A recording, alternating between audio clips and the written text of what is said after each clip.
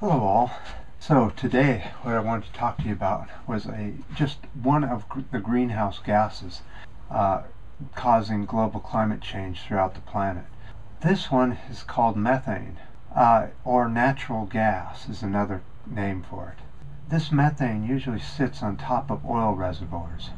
It's the real stinky gas that's right over the top of it under great pressure of the planet, several miles above it or just thousand feet above it. But either way, what happens is this methane is getting released in the atmosphere at an alarming rate. Let me show you. Okay, I'm not just saying that. NASA has reported seeing a gigantic, 2,500 square mile plume sitting pretty much over the southwest and the central part of the U.S. Where is this methane suddenly coming from? Well, as you know, there's been a fracking boom here in the States, exactly where the plumes happen to show up. This methane is escaping both from the recovery, the transport, and the processing of fossil fuels. Most of the CO2 that's being released and the methane that's being released comes from other sources other than the plants that burn off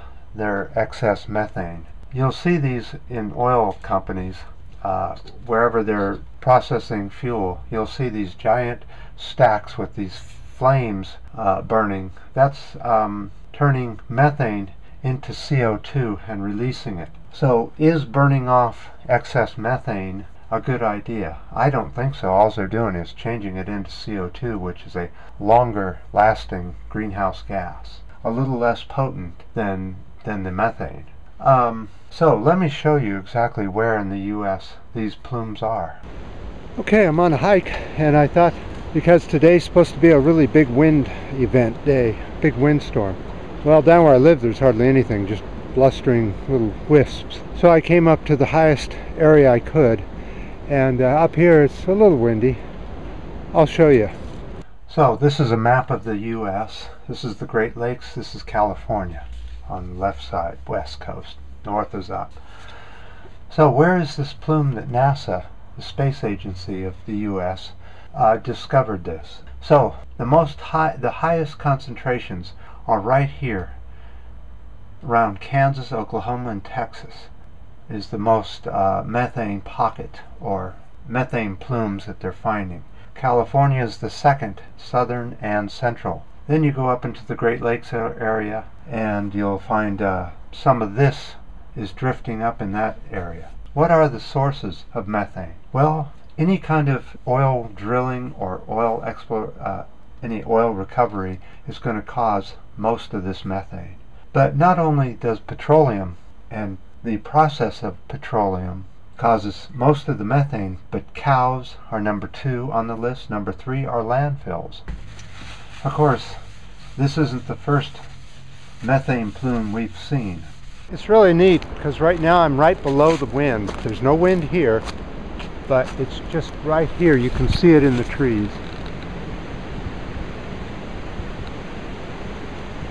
So I'm about 50, 60 feet below where the wind is.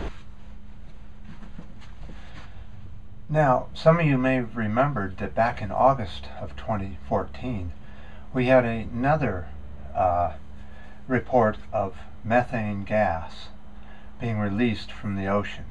Let's go over to the board and I'll show you what I mean. So back in August 24th, 2014, methane was reported erupting along the east coast of the U.S. When a group of scientists went and studied this, they found fissures opened up in the floor with methane pouring out of them. However, they found that not all this methane was making it up to the atmosphere. Let me show you why.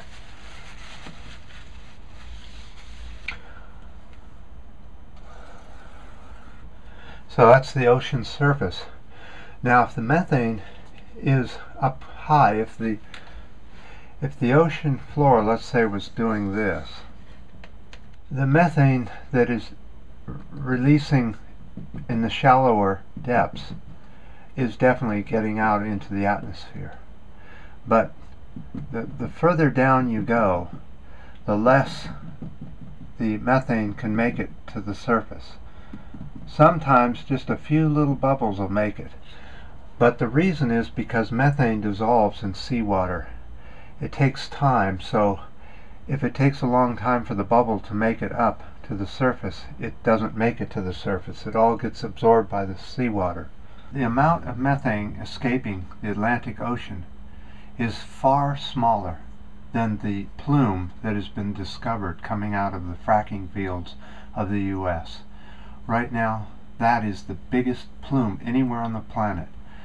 It even makes the plumes in Russia look tiny. Okay, we're about 20 feet up higher, about 80 feet up the trail, and this tree just went down. You can see it, it just made this weirdest noise. Was not expecting that, but the wind up here, it's beginning to get pretty windy. We'll see how it looks at the top. So methane is 20 times more potent as a greenhouse gas than CO2 is, and you know how bad CO2 is. The only difference is that the methane converts over to a different gas and is no longer a greenhouse gas after a fairly short amount of time, several months to maybe 2 or 3 years, whereas CO2 can last hundreds of years, if not 1,000. They're not really sure. So I just wanted to bring that to your attention of what's happening, and I appreciate all the comments and the ups and the downs and the new subscriptions, and yes, we'll be putting on as many videos as we can. As we said, we've got a lot of things going on right now, so it's really hard, but it looks like something is becoming completed here in the studio. Until next time.